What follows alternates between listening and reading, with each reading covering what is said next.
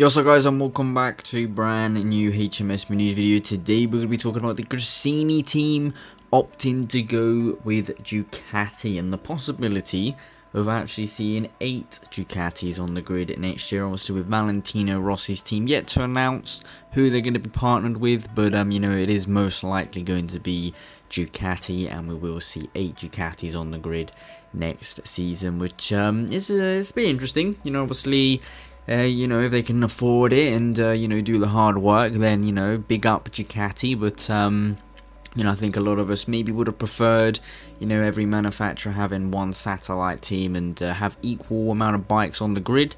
You know, obviously Ducati are going to have 8 bikes on the grid, and, you know, Aprilia and Suzuki, for example, only having the 2 bikes on the grid. So you know, it is rather interesting, but I guess some point in the future we will see a slightly more equaled out thingy majiggy. But we will have Gresini, like I say, partnering with Ducati. They will be having Enea Bastianini, who obviously currently rides in the Avintia team. Obviously he signed a contract with Ducati, the manufacturer, so he will be slotted into that Grassini team, and he'll be teammates with Fabio Di Antonio from Moto 2. Decent little rider, possibly maybe better options on the table, but you know, Grassini have opted to go with him, and we have kind of known for a while now that Di Antonio was going to be going up into MotoGP with Grassini. We just didn't know what team, but yeah, we will be seeing him join MotoGP next season. So another rookie, a quick little young Italian, and it'll be rather interesting to see. And yeah, obviously Enea Bastianini currently on the Avintia Ducati, not doing awful. You know, Mugello was definitely a flop when he rode into the back of Johann Zarco, but you know, he's having a pretty good year. He's going pretty well on that Ducati, and he will be slotted in to that Grassini team. And then as for Valentino Rossi's team, it looks like it could be maybe Luca Marini and Marco Bezzecchi.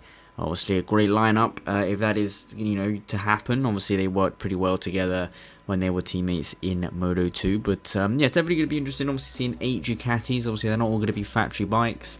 You know, I think Valentino Rossi's team is going to get, you know, 1 factory bike. I think the Grassini ones are going to be slightly older models.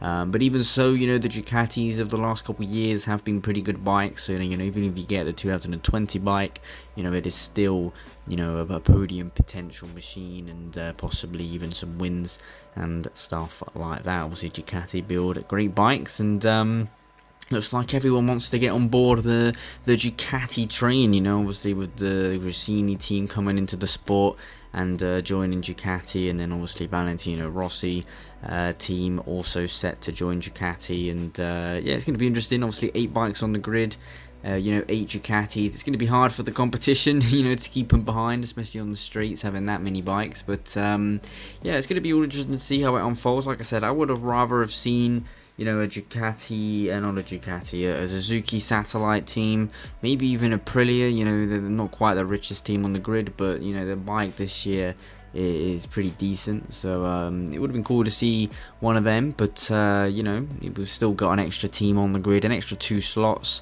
And there will be Ducatis. So yeah guys, that's it for today. Make sure you're down in the comments, what are your thoughts about this? How do you think the Grassini team will do in their first season? Make sure you leave a like and subscribe for more content as always, and I'll see you with some brand new videos very soon.